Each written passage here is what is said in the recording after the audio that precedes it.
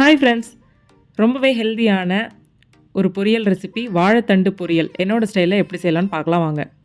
வாழைத்தண்டு வந்து பார்த்திங்கன்னா நல்லா வாஷ் பண்ணிவிட்டு இதை மாதிரி ரவுண்ட் ரவுண்டாக கட் பண்ணிக்கணும். கட் பண்ணக்குள்ளே இது மாதிரி நார் வரும். இதை கையில் சுற்றி நம்ம எடுத்துடணும்.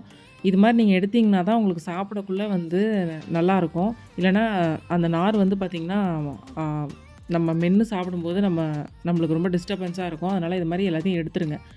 இது மாதிரி பார்த்திங்கன்னா எல்லாத்தையும் நான் அந்த நூலாக வந்துச்சு. இது எல்லாத்தையும் எடுத்துகிட்டு ரவுண்ட் ரவுண்டாக கட் பண்ணியிருக்கேன். இப்போ இதை சின்ன சின்ன க்யூப்ஸாக நம்ம கட் பண்ணிக்கலாம். பக்கத்துலேயே ஒரு பாத்திரத்தில் பார்த்திங்கன்னா தண்ணியில் வந்து ஒரு ஸ்பூன் தயிர் ஆட் பண்ணி வச்சுக்கோங்க. அந்த தயிர் ஆட் பண்ணி மிக்ஸ் பண்ணி வச்ச தண்ணியில் வந்து இந்த வாழைத்தண்டை கட் பண்ணி உள்ளே சேர்த்துக்கோங்க.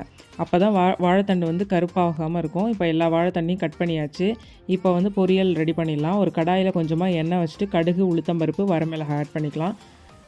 நெக்ஸ்ட்டு கருவேப்பிலை கொஞ்சம் ஆட் பண்ணிக்கலாம். ஒரே ஒரு வெங்காயம் கட் பண்ணி வச்சுருக்கேன். அதை உள்ளே சேர்த்து நல்லா வதக்கிடலாம். நெக்ஸ்ட்டு இந்த வாழைத்தண்டை வந்து உள்ளே வந்து சேர்த்துக்கலாம். சேர்த்துட்டு நல்லா மிக்ஸ் பண்ணி விட்டுருங்க. இப்போது தேவையான அளவு வந்து சால்ட் ஆட் பண்ணிக்கோங்க. இது கூடவே மஞ்சள் தூள் ஆட் பண்ணிக்கலாம். ஆட் பண்ணி நல்லா கலந்து கொடுத்துருங்க. இது நல்லா காய் நல்லா வதங்கினதும் கொஞ்சமாக வந்து தண்ணி ஆட் பண்ணிக்கலாம். நிறைய தண்ணி ஆட் பண்ண வேண்டாம்.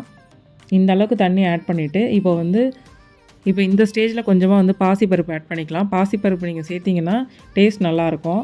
10 நிமிஷம் அப்படியே லோ ஃப்ளேமில் வச்சு நீங்கள் வந்து இறக்குனீங்கன்னா நல்லா வெந்து வந்துடும். அந்த பாசிப்பருப்பும் பார்த்திங்கன்னா நல்லா குக் ஆகிடும். இது கூடவே தேங்காய், பச்சை மிளகாய், சீரகம் நம்ம அரைச்சி எடுத்துகிட்டு வந்துடலாம். இப்போ ஃபைனலாக இந்த வாழைத்தண்டு நல்லா குக் ஆகிட்டான்னு செக் பண்ணிவிட்டு இந்த அரைச்ச தேங்காய் மசாலாவை வந்து உள்ளே சேர்த்துக்கோங்க. சேர்த்து நல்லா மிக்ஸ் பண்ணி விட்டுட்டு அடுப்பை ஆஃப் பண்ணிட்டீங்கன்னா சூப்பரான வாழைத்தண்டு பொரியல் வந்து ரெடி. இன்றைக்கி வந்து பார்த்திங்க அப்படின்னா இதான் லஞ்ச் ரெசிபி. பாவக்காய் குழம்பு, வாழைத்தண்டு பொரியல், அப்புறம் குக்கும்பர் ரைத்தா.